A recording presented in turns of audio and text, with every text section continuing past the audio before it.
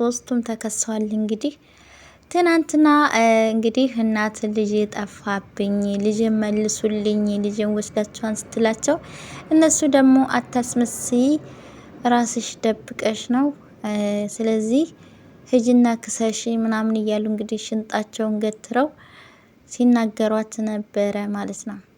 ሩታም እንግዲህ ካላችሁማ እሺ በተግባር አሳያችሁ የለ እንዴ ብላ እንግዲህ ዛሬ የክስ ወረቀት ይዛ መታ ሰጥታችኋለች ማለት ነው። እንግዲህ እናም እንግዲህ አብርሃምና ሄርሜላ ነበሩ የመጡት። ቡዜ አልተገኘችም። እንግዲህ ያው ወረቀቱ ይደርሳታል፣ እሷም እስር ቤት መግባቱ አይቀርም። እንግዲህ አጉል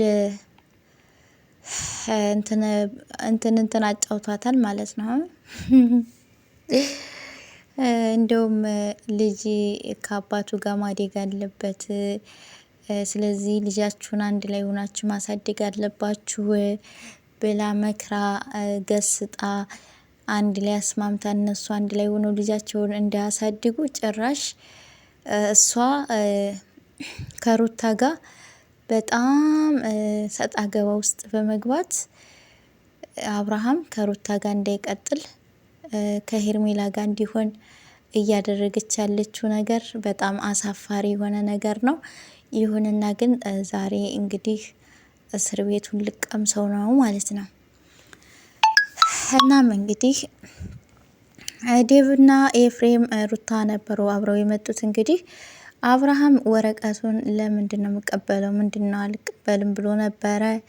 ዴቭ ግን ተቀበላት፣ የክስ ወረቀት ነው፣ እኔም እደግፋታለሁ፣ ልጅ ነው የጠፋው፣ ስለዚህ ልጁ ጠፍቶ አንተ ደግሞ ምንም አልመሰለህም፣ ይሄ ማለት ልጁ ካንተ ጋ ነው እና እኔና ቡዜ ከእናንተ ጭቅጭቅ እንዲወጣ ብለን ልጁ ከአያቱ ጋር ማደግ አለበት ብለን ስላልነ ያንን ተጠቅመህ በጎን ሂደህ አንተ ልጁን ወሰርክ፣ እነሱ ወስደዋል ለማስባል አንተ ወሰርክ። ስለዚህ ልጇን ካልመለሳችሁላት እንግዲህ እዛው ቀርባችሁ ትናገራላችሁ። ስለዚህ ወረቀቱን ተቀበላት ሲለው እንደገና ተቀበላት። አንተም ከነሱ ጋር መሆን ነው። አሁን አንተም እኮ ከነሱ ጋር እየተባበርክ ነው አላለም? አቤት አብርሃም አበጋዝ። ሰላም አለይኩም ወራህመቱላሂ ወበረካቱ። ሰላም እንዴት ናችሁ? ውድና የተከበራችሁ ተመልካቾች ቤተሰቦች እንዴት ናችሁ? ደህና ናችሁ ወይ? ሁሉ ሰላም ሁሉ መልካም ከኔ ጋር አልሐምዱሊላህ ሁሉ ሰላም ነው።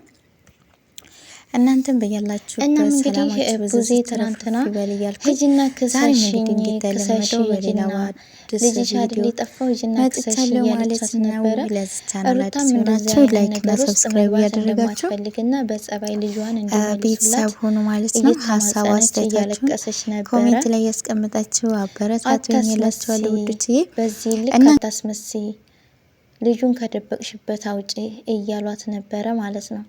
እንግዲህ መቼም እናት ልጇ ሳይጠፋባት ጠፋኝ ልጄን አትልም መቼም የምር እኔ እንጃ። እናም እንግዲህ ብቻ ዛሬ እንግዲህ የክስ ወረቀት ይዛ መታ ሰጥታችኋለች ማለት ነው። አብርሃም እንግዲህ ምን ሊሰራልኝ ነው የምቀበለው፣ ምን ሊሆነኝ ነው፣ ምን ላድርገው እያለ እያፌዘ ነበረ። እንግዲህ ዴቭ ተቀበላት፣ እንዴት ልጁን ትወስዳለህ? ከእናት እንዴት ትነጥላለህ? እኛ ከእናንተ ጭቅጭቅ ወጥቶ ከአያቱ ጋር እንዲያድግ ብለን ስላልነ ያንን ተጠቅመህ በጎን ሂደህ ልጁን ወሰርክ፣ እኛን ወስደዋል ለማስባል ለምንድን ነው እንደዚህ ያደረግከው ሲለው ነበረ። እና ያው አብርሃም መቼም አንተንም ምን አስነካችህ፣ አንተንም ቀየሩህ እያለው ነበረ። እንግዲህ ሄርሜላም ለምንድን ነው ዴቭ ግን አንዴ ከዛ አንዴ ከዚህ የምትለው ለምንድን ነው? ለምን ትናንት አብርሃም ታሞ በነበረበት ሰዓት ከአብርሃም ጎን ሆኖ ሩታንና ሄርሜ እንትናን ኤፍሬምን ሲናገር ስለነበረ ዛሬ ደግሞ ልጁ ስለጠፋ ከሩታ ጋር ሆኖ ልጁን ወስደሃል መልስ ስላለ ማለት ነው። እና እዚህ ጋር እኮ የጠፋው ልጅ ነው፣ እቃ አይደለም። እሺ የወለደው አባት ልቡ ደንድኖ ችላ ብሎ ቢተወው እሱ ደግሞ አጎት ነው።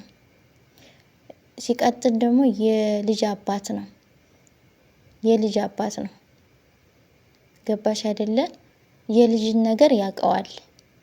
እና ልጅን ያህል ነገር ጠፍቶ ዝም አይልም። እቃ መሰለሽ እንዴ የጠፋው? አንዴ ከዛ አንዴ ከዚህ የምትለው ለምንድን ነው? አሁን ከሩታ ጎን ሆኖ ልጁን መልሱላት ለምንድን ነው ወሰዳችሁት ብሎ ስላለ አንገበገባት ማለት ነው። አንቺ ነሽ እኮ በመሀላችሁ ባትገቢ እዚህ ደረጃ አይደርሱም ነበር።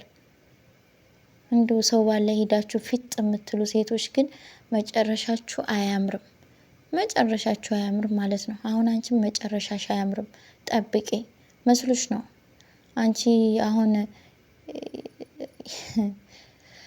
እና ለማንኛውም ማለት ነው ቤተሰብ እንግዲህ ሩታ ያው የክስ ወረቀት አንጥታለች። አበጋዝ እንደሆነ መታሰር ልማዱ ነው፣ አዲሱ አይደለም መታሰር። እስር ቤት ከገባው በኋላ ደግሞ ክሱን አንሺልኝ ምናምን ማለቱ ያው የተለመደ ነው። በዋናነት እንግዲህ ብዙ የነበረች ክሱን አንሽለት እያለች ስትል የነበረው ከዚህ በፊት። አሁን ደግሞ እንግዲህ ብዙም ልትገባ ነው ማለት ነው። እኔ ግን የሀገራችን ሕግ ማለት ነው የምር ነው የምላችሁ፣ ለምንድን ነው በዋስ እንዲፈቱ የሚያደርገው ማለት ነው? ማለት 10,000 20,000 እየተከፈለ በዋስ ይፈታሉ። ጥፋተኞች በጥፋታቸው ልክ ተቀጥተው ታርመው እንዲወጡ አይደረግም ማለት ነው። እውነት በጣም ነው የሚያሳዝነው ግን ይሄ ነገር ማለት ነው። የምር ቢቀር አሪፍ ነበረ። እና ቡዜ እንደ ትልቅነቷ እስቲ በመሀላችሁ ልጅ አለ፣ ይሄ ልጅ የእናቱንም የአባቱንም ፍቅር አግኝቶ ማደግ አለበት፣ መስማማት አለባችሁ። እንዲሁ ከአቅሟ በላይ እንኳ ከሆነ እናትና አባቷን ጠርታ ሌሎችም ሽማግሌዎች ጨምራ እንዲስማሙ ማድረግ ትችል ነበረ ማለት ነው። እሷ ግን ይሄን አላደረገችም። እሷ ጭራሽ ከሩታ ጋር ሰጣ ገባ ውስጥ እየገባች አብርሃም ከሩታ እንዲርቅ ከሄርሜላ ጋር እንዲሆን ነው እያደረገች ያለችው ማለት ነው። ብቻ በጣም ያሳዝናል ቤተሰብ።